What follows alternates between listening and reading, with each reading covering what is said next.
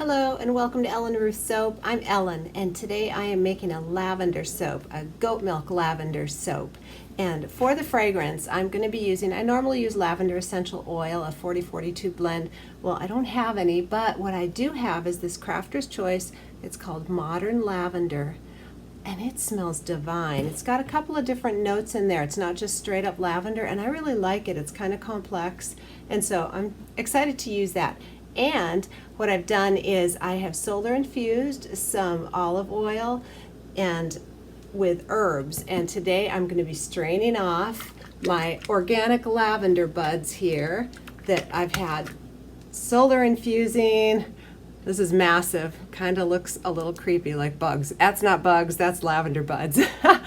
Anyway, I'm going to strain this off. It's been steeping for over 2 weeks and solar infusing, shake it every day, and it just leaches out all the wonderful properties from the herb. And you strain it off, it makes the oil a little bit darker, but it's wonderful to work with. And so we'll be using this for my olive oil portion in the soap today. And for my color swirls, I want to use some yellow Brazilian clay from Brambleberry, and of course it's lavender. I want to use purple, so purple Brazilian clay. And they're going to be really soft colors. I want this to just be really lovely and gentle, and so that's going to be the color swirl today if everything behaves. And I'm going to pull everything together, get my goat milk lye solution cooling off, and we will come back and make some lavender soap. And if you enjoy my videos, please consider hitting the like button and subscribe button, and you can also hit the little bell for notifications when I have a new video out. And I'm also on Instagram and Facebook. If you want more up-to-date soaping inspiration and what I'm up to in the studio, you can check that out too. Thank you. Okay, I get a lot of questions about the silk and the goat milk, so I'm just going to show you the process here. I normally skip through it, but I will show you. I have my big container of Tussa silk fibers here, and I just snip off about a cotton ball size, and you can see the very fine filaments. And I don't know if this is necessary, but I just do it out of habit. I cut it up into little teeny snippets in there so that it'll melt easier and smoother and faster. Even though my goat milk is frozen, I have chunks in there. So there's my silk, and now I have my lye, and I'm going to put it over my goat milk solution very slowly. And then after I get all the lye in there and get the grains all so there's no grit left and it's smooth, I'm going to put it in an ice bath just to cool it down faster. And this will turn yellow. The goat milk is kind of white cream color right now, but it will turn yellow. Most milk products do, no matter how slow you go. But it doesn't stay that color in the soap. It always goes back to a nice beigey sort of color. I may put a touch of titanium dioxide in here to get a nice lighter color. If it gets really bright yellow, I might do that.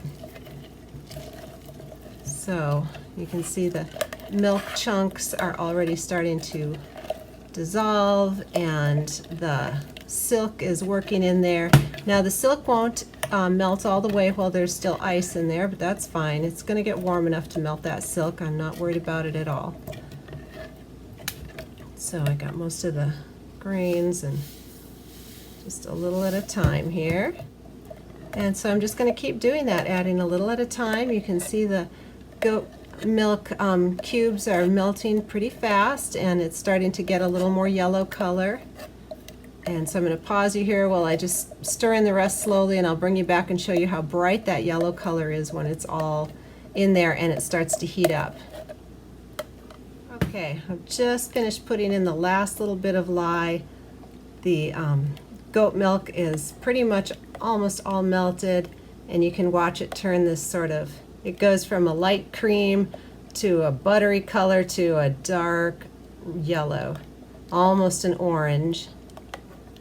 And then after it saponifies, it'll go back to beige. But there you go. All the silk is melted, the goat milk is all melted down, and now I'm going to go put this in an ice bath and move on getting my oils. All right, I'll show you the very messy, unglamorous way to strain your lavender. I just had these old silk scarves, and I use them for straining herbs when I'm making tinctures or herbs for salves and things. So these are my herb cloths, and they just strain a little better than cheesecloth. I find they're tighter weave. So it's a mess, and it just takes a little while.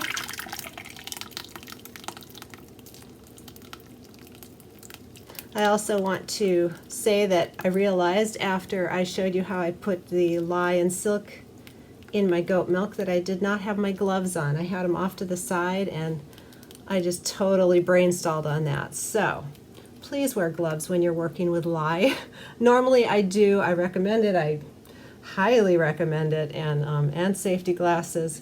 So I apologize for not gearing up for that bit. Please forgive me. So, just let that sit. Like I say, after about a couple of weeks, or if you just let them sit in a sunny window, or if you have them in a dark cupboard straining, if you're not doing a solar infusion, it's going to take longer. You can let this sit for months and months. As long as the herbs are underneath the oil line, you're not going to have any problems with, with it getting funky on you.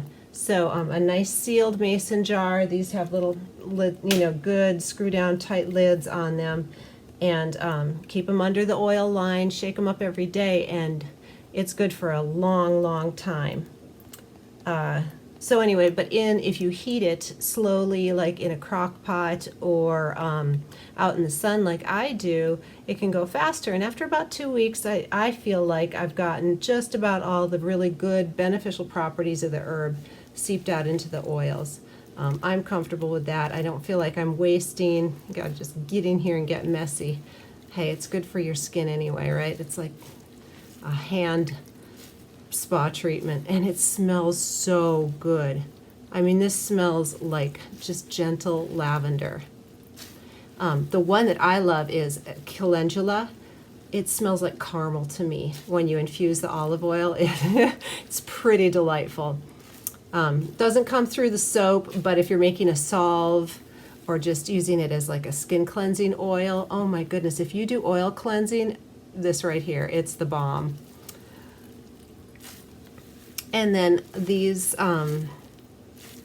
lavender buds, to me, they're spent. They'll go in the compost pile, and they make great compost and additive in there. So I don't use those for anything else after I do this. So it's a mess, and yeah, now I've got to go touch my camera here with my gooey hands.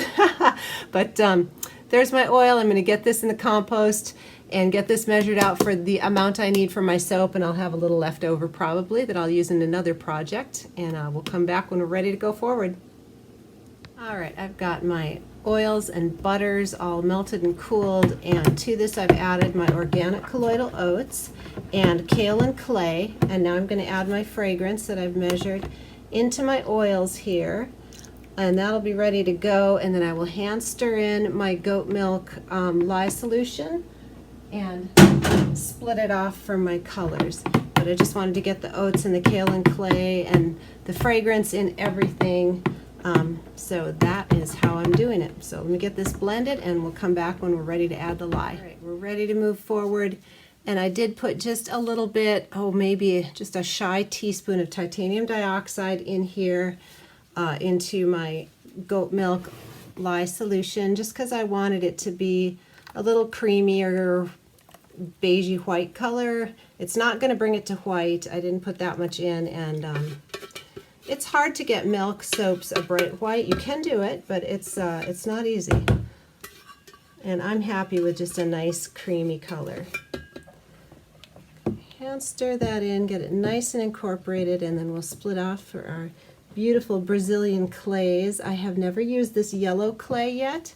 I'm really excited to see if it has a yellow color. It looks sort of a beige color to me, but we will see. And you know, clays are so good for your skin, so even if it doesn't make a big strong color punch, it's going to be really good in the soap. That's looking pretty good.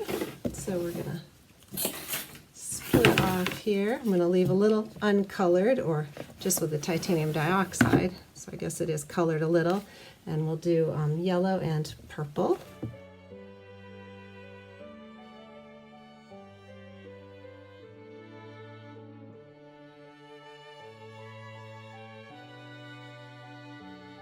Now, here's our beautiful yellow Brazilian clay, and it's just, you know, it is kind of a yellow range. It's very light. It's pretty. And here's our purple Brazilian clay.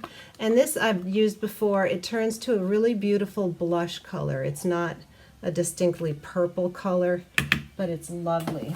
It's just kind of a, yeah, blush. Set that out. Let's get it. Pull this over where you can see.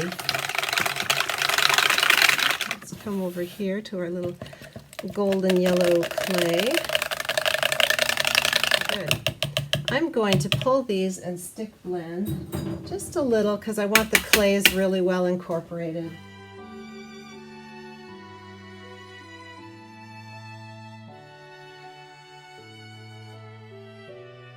All right. Stick blender off to the side. And I am going to, let's see, I guess I'll do a drop swirl.